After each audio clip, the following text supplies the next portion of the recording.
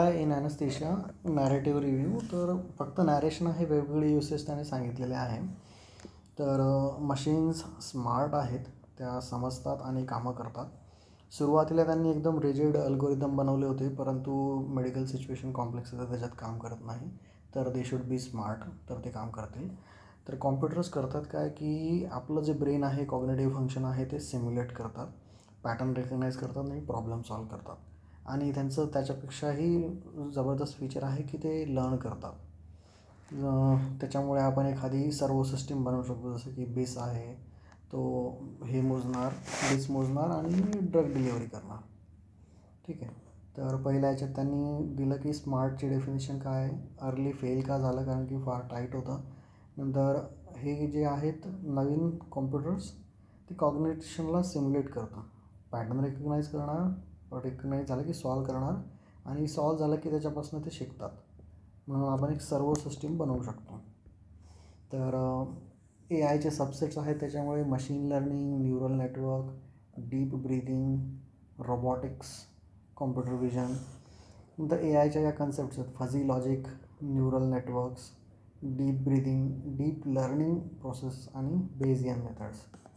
तर machine learning आपण वापरू शकतो क्वालिटी कंट्रोलसाठी, एरर डिटेक्शन आणि प्रॉडक्ट रिकमेंडेशनसाठी. तो वेगवेगळा डाटा एकत्र करेल आणि त्या डेटावरनं आपल्याला क्वालिटी कंट्रोल करून देईल. याचं एक उदाहरण दिलं मशीन लर्निंगचं की पोस्ट ऑफ मॉर्टॅलिटी प्रेडिक्ट करणार, पोस्ट इंडक्शन हायपोटेन्शन प्रेडिक्ट करणार. तर मशीन लर्निंग एवढा सगळा डेटा घेणार आणि पोस्ट ऑफ प्रेडिक्ट करणार आणि पोस्ट इंडक्शन हायपोटेन्शन प्रेडिक्ट करणार. परंतु हा जसं आपण बघितलं फझी लॉजिक आहे, तर हे लोक त्याचं रिझन नाही देत कम्प्युटर, पण ॲनेस्थेशियामध्ये तुम्हाला रिझन पाहिजे, तुम्हाला ते त्याचं काहीतरी अंडरस्टँडिंग हवं.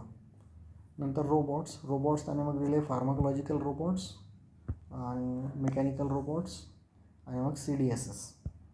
तर पहिल्यांदा फार्माकोलॉजिकल रोबोट्स. तर रोबोट काय एक मेकॅनिकल सिस्टीम असेल, तर ती स्वतः काम करेल, ज्याच्यामुळे ॲनेस्थेटिस्ट फ्री होईल, जेणेकरून तो डिसिजन मेकिंग आणि असेसमेंट करू शकेल. तर फार्माकोलॉजिकल रोबोट्सचं उदाहरण त्याला TCI दिलं आहे, पण हे ओपन लूप आहे. ओपन लूप म्हणजे लूप ओपन आहे, त्याच्यामध्ये ऑपरेटर बसलेला आहे, तर ऑपरेटर बसल्यामुळे ती लूप ओपन होते. तर क्लोज लूप पण करू शकते. तर त्याच्यात फक्त ऑपरेटरला फक्त टार्गेट द्यायचं आहे आणि हा डिलिव्हरी करणार आहे. इथे हा ॲडजस्ट करतो, काय म्हणतात त्याला, युजर. इथे फक्त तो टार्गेट देऊन सोडून देतो. तर मग याच्यामध्ये रिइन्फोर्समेंट लर्निंग आहे, न्यूरल नेटवर्क आहे, फझी लॉजिक आहे, जे काही आहे. त्याच्यात 2 प्रकार आहे, single input single output, multiple input multiple output. तर हे लोक हिप्नॉसिस आणि ॲनाल्जेसिया, मसल रिलॅक्सेशन हे सगळं काही सोबत मोजू शकतात. आणि जसं की बिस गायडेड रिलॅक्स किंवा मसल रिलॅक्सेशन करू शकतात, नर्व स्टिम्युलेशन गायडेड, अशा प्रकारचे कन्सेप्ट करू शकतात. तर हे आपण बघतो फार्माकोलॉजिकल रोबोट्स, ड्रग डिलिव्हर करते ते. जसं की बिस गायडेड ऑटोनॉमस सिस्टीम. तर त्यांनी ती चेक केली, त्यांना ते लक्षात आलं की मॅन्युअलपेक्षा ऑटोनॉमस सिस्टीम बेटर आहे. तर मॅन्युअलला ती आउट परफॉर्म करते. आणखी एक होतं अल्गोरिदम कंट्रोल करतं फेनिलेफ्रेनला, ते पण चांगलं रिझल्ट आहे.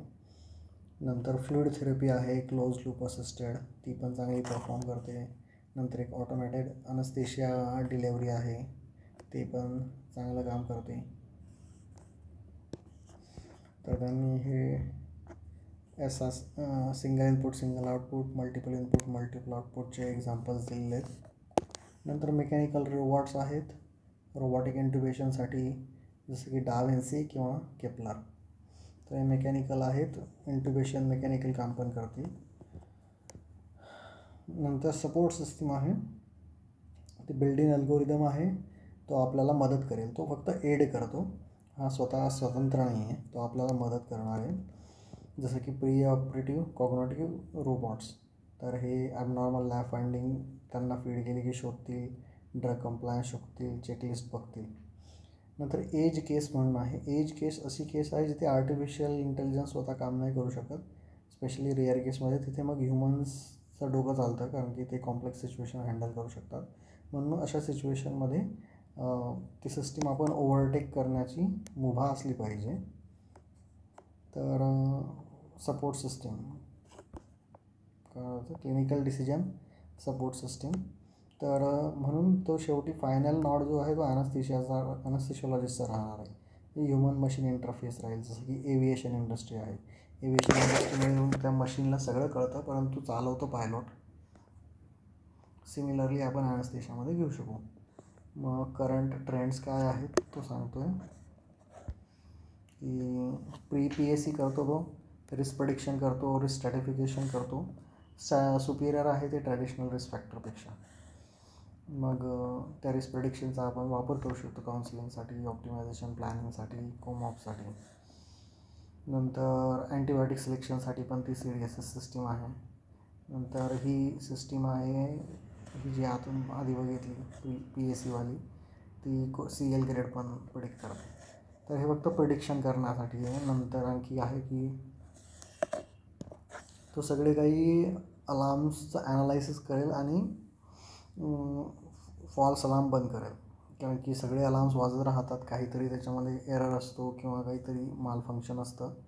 तर हे सगळं काही तो ॲनालाइज करून आपलं जे अलार्मचं फटीग आहे ते कमी करेल. नंतर एक फ्युचर पॉसिबिलिटी आहे की तो AI जो आहे तो क्लिनिकल ट्रायलची गरज काढून टाकेल. स्वतःच तो डेटा इमॅजिनरी रन करू शकेल. नंतर क्लोज लूप ॲनास्थेशिया सिस्टीम करू शकेल. जसं की ॲनाल्जेसिया नॉसिसेप्टर मॉनिटर आहेत, तर ते स्वतः ओपॉइड टायट्रेट करते. तर पेन इन डायसिस आहेत, जसे की हे यांनी दिलेत, यांच्याबद्दल वाचावं लागेल. प्युपिलचा डायमीटर मोजणार, प्युपिलरी पेन इंडेक्स आहे, नॉसिसेप्शन लेवल इंडेक्स आहे, ॲनाल्जेसिया नॉसिसेप्शन इंडेक्स आहे, सर्जिकल सोनोग्राफिक इंडेक्स आहे. परंतु सध्या यांच्याबद्दल डेटा नाही आहे एफिकसीबद्दल. नंतर पुन्हा एक प्रिडिक्टिव्ह मॉडेल आहे जे एंट्रॉप हायपोटेन्शन सांगतं.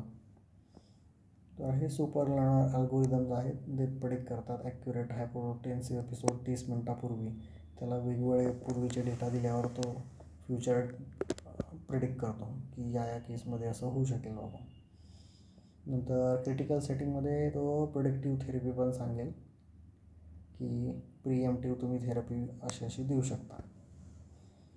तर त्यांनी एक तसं वापरून बघितलं होतं आर्टिफिशियल इंटेलिजन्स क्लिनिशियन. तर मॉर्टॅलिटी रेट सेप्सिसमध्ये कमी झाले होते. सिमिलरली तुम्ही EEG आणि आर्टरियल वेव्हफॉर्म वाचून म्हणजे ॲनालाइज करून कोरोनरीचं अर्ली डिटेक्शन करू शकता इन्सफिशियन्सीसारखा. आणखी एक आहे की मॅनिफोल्ड लर्निंग आहे, तो ECG आणि ब्लड प्रेशरचे वेव्हफॉर्म ॲनालाइज करून अंडरलाईन कार्डिओव्हास्क्युलर स्टेटस सांगतो. तर हे चालू आहे की इंट्राऑप काय करणार. PSCसाठी तो रिस्क सांगणार आहे, स्ट्रॅटिफिकेशन प्रेडिक्शन करणार आहे, नंतर अँटीबायोटिकसाठी मदत करणार आहे. नंतर इंट्राऑप त्याचं म्हणणं आहे की अलार्म फटीग कमी करणार आहे, क्लिनिकल ट्रायल कमी करू शकेल, क्लोज लूप डिलेवरी करू शकेल ओपिओइडची, नंतर हायपोटेन्शन प्रेडिक्ट करू शकेल, नंतर प्रिएम्प्टिव्ह थेरपी प्रेडिक्ट करू शकेल. जसं की आर्टिफिशियल इंटेलिजन्स क्लिनिशियन म्हणून एक मॉडेल बनवला होता त्यांनी. नंतर एक मॅनिफोल्ड लर्निंग आहे जे CVS स्टेटस तुमचं प्रेडिक्ट करू शकेल. पोस्टऑपमध्ये काय करता येईल, पोस्टऑपमध्ये मग ML अल्गोरिदम आहे, तो ब्रीदिंग पॅटर्न तुम्हाला सांगू शकेल ॲनालाइज करून की पेशंटला ओपॉइड दिल्यावर आता रेस्पिरेटरी डिप्रेशन होण्याचा चान्स दिसतो, त्याचे पॅटर्न अशा प्रकारचे आहेत. तर दिस कॅन लीड टू डिप्रेशन. नंतर वायरलेस इंटेलिजंट पेशंट कंट्रोल ॲनाल्जेसिया आहे, ते कळालं नाही मला, की पेशंटचा डेटा त्याला कळेल आणि तो ऑटोमॅटिकली त्याचा ॲनाल्जेसिया कंट्रोल करेल. नंतर व्हिडिओ मॉनिटरिंग करू शकेल तो पेशंटचं, जेणेकरून तो अर्ली डिस्चार्ज आणि ॲम्ब्युलेशन करू शकेल. म्हणजे व्हिडिओ मॉनिटरिंगसाठी वापरले त्याला. इथे पण वायरलेस इंटेलिजंट पेशंट कंट्रोल ॲनाल्जेसिया म्हणजे त्याला सगळा डेटा जात राहील मॉनिटरद्वारा आणि तो ॲनाल्जेसिया कंट्रोल करेल पोस्टऑपसाठी. आता हे जस्ट त्यांनी क्रिएट केले, मेन आहे त्याचं तेच आहे, मशीन लर्निंग आहे आणि रोबॉट्स आहे, फार्माकोलॉजिकल असतील किंवा मेकॅनिकल असतील, आणि delivery support system, decision support system. तर हेच त्याने प्री ऑप इंट्रॉप पोस्ट ऑपमध्ये चिपकवलेले. मग शेवटी मग तो म्हणतो इथिक्सचा इश्यू आहे, कारण की रिसर्चरला तो डेटा देणं म्हणजे प्रायव्हसी ब्रीच होऊ शकतं, आउटसोर्स करावं लागेल डेटा. त्याला इथिकल डेटा स्टीवॉर्डशिप म्हटलेलं आहे त्याने. तर पण प्रॉब्लेम त्याच्यात आहे की जो हा डेटा जो आहे तो ह्युमन्सनी कलेक्ट केलेला आहे आणि त्याच्यात त्यांचा बायस आहे ह्युमननी तो कोडिफाय करण्यात, आणि त्यांचं सॅम्पलिंग पण बायस्ड असतं आणि डायव्हर्सिटी नसते. त्याच्यामुळे हा डेटा आपण त्याला देणार आहे यायला, परंतु डेटा आपण दिलेला आहे तो आपल्यात फॉल्ट आहे, बायस आहे. तर क्लोज लूप मॉडेल्स येऊ शकतील ॲनास्थेशियामध्ये. आणि machine learning based predictive models येऊ शकतील. करंटली फक्त डिसिजन सपोर्ट सिस्टीमच आहे, त्या फिजिशियनला सरपास नाही करू शकत. जसं आपण बघितलं एव्हिएशनमध्ये तो ह्युमन मशीन इंटरफेस आहे. We can override system like a pilot. तर कारण की सध्या मेडिको लिगलमध्ये इश्यू आहे की तुम्ही कम्पेअर करता की एखाद्या फिजिशियनने या सिच्युएशनमध्ये काय केलं असतं, एखाद्या मशीनने काय केलं असतं असं नाही म्हणत. त्याच्यामुळे आपण मशीनवर रिस्पॉन्सिबिलिटी टाकू शकत नाही, हा इश्यू आहे.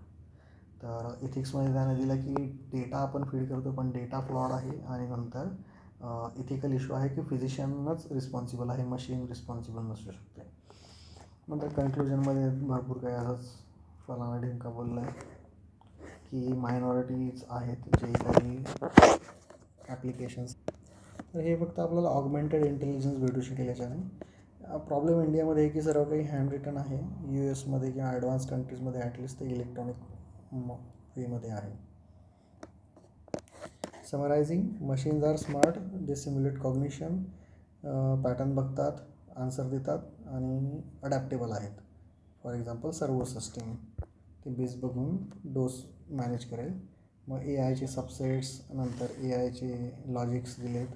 तर मशीन लर्निंग आहे जे शिकून तुम्हाला प्रेडिक्ट करू शकते.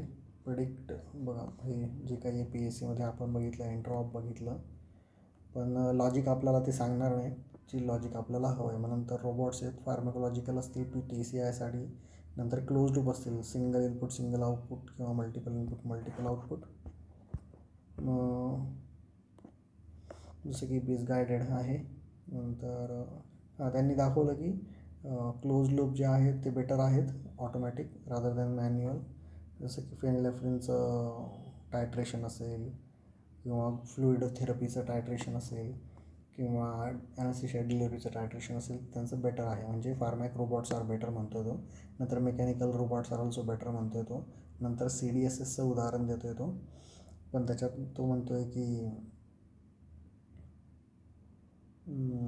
जसं की हे एज केसेससाठी आपल्याला ह्युमन्सच लागणार आहे. एव्हिएशन इंडस्ट्रीचं उदाहरण दिलं आहे. करंट ट्रेंड्स मग फक्त त्याने एक्झाम्पल्स दिलेत की प्री ऑफ तुमचं रिस्क स्ट्रॅटिफिकेशनला काम येईल, अँटीबायोटिक सिलेक्शनला काम येईल, इंट्रॉप तुमचं अलार्म फटिकला काम येईल, क्लिनिकल ट्रायलची गरज उडू शकेल. क्लोज लूप डिलिव्हरी सिस्टीम आपण बघितलं की ड्रग डिलिव्हरी आहे, फेनलेफ्रिन असेल, फ्लुइड थेरपी असेल, ओपॉइड थेरपी असेल, त्याला काम येऊन जाईल. जसं हायपोटेन्शन आपण जसं बघितलं ते सुपर लर्न आहे, अल्गोरिदम मॉडिफाय करत राहील. प्रिएम्प्टिव्ह थेरपी पण देईल तो, प्रिडिक्टिव्ह थेरपी किंवा प्रिएम्प्टिव्ह थेरपी देईल. त्यांनी एक वापरला होता आर्टिफिशियल इंटेलिजन्स क्लिनिशियन म्हणून. सिमिलरली ECG आणि BPचे वेव फॉर्म करून तो कोरोनरी इन्सफिशियन्सी दाखवू शकेल, मॅनिफोल्ड लर्निंग करू शकेल. पोस्ट ऑपमध्ये पुन्हा तो पोस्ट ऑफ सिडेशन प्रेडिक्ट करू शकेल. इथिकलमध्ये आपण बघितलं डेटा ह्युमन जो आहे तो फ्लॉड आहे आणि machine can not be made responsible. तर हे ऑगमेंटेड इंटेलिजन्स सध्या आपण वापरू शकतो, इंडिपेंडन्स नाही देऊ शकत. इंडियामध्ये स्टील सगळं हँड रिटन आहे, USA मध्ये ॲटलिस्ट इलेक्ट्रॉनिक आहे.